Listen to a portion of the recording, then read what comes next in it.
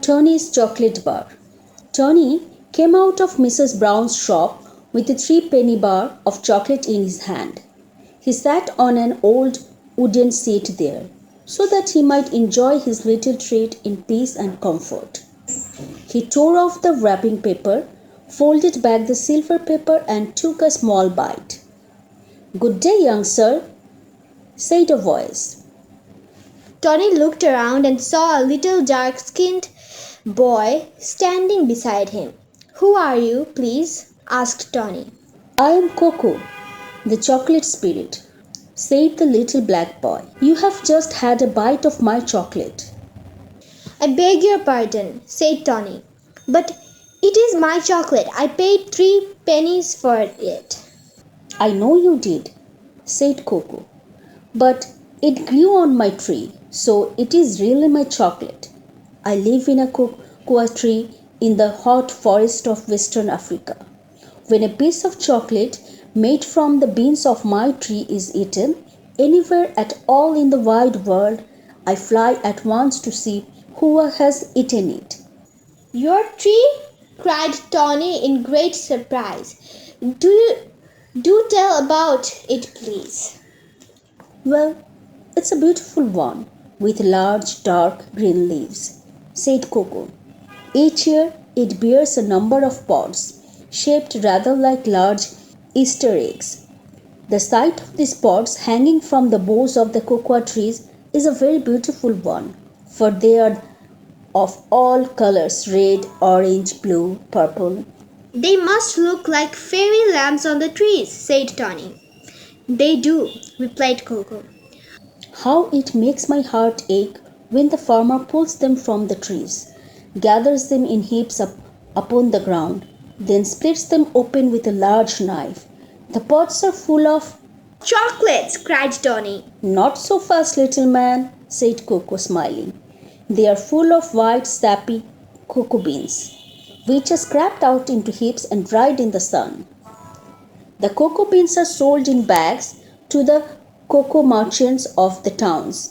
Then from some port on the coast they are carried across the sea to your country and to other countries to be made into cocoa or chocolate." "How are the beans made into chocolate?" asked Tony. "If you want me to show you that," answered Coco, "you will have to give me a bite of your chocolate." So Tony gave Coco half of his chocolate bar and ate the rest himself. At once, as if by magic, Tony and Coco found themselves among factory chimneys and buildings. The men who were going about their businesses didn't notice them. "Look!"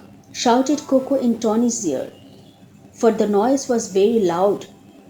"Here are cocoa beans being cleaned in this machine, and here they are being roasted in this one. In another machine, the roasted cocoa beans were broken up into smaller pieces called cocoa nibs." Next, Coco and Tony hurried upstairs to a large room which seemed full of machines and of all sorts. Some which looked like huge mangles made with cocoa nibs into a kind of paste. Others mixed the paste with very soft sugar and with milk. Others ground the paste down very fine, and others poured into trays. When each tray was full, it began to move along a board belt, dancing and skipping in a way that made Tony laugh. The trays of chocolate travelled quite a distance before they were cooled in another machine. After that, each tray was given a hard hit on the back with a hammer, and out fell a great piece of chocolate. Each piece was broken into bars, and machine, which seemed to work like magic, wrapped each bar in silver paper and a dainty print cover. "Why, that is the kind of chocolate I bought today," cried Tony, looking at one of the neatly wrapped bars. "Thank you, Coco, for showing me how it was made." "Wake up, little man. Shutting my shop now, and I am sure your mother must be looking for you." It was the kind voice of Mrs. Brown. Tony rubbed his eyes and looked for Coco, but there was no sign of the little chocolate spirit. In his hand Tony still held his chocolate bar with only a small bite of the end. "Dear me, I wonder if I have been dreaming," he said.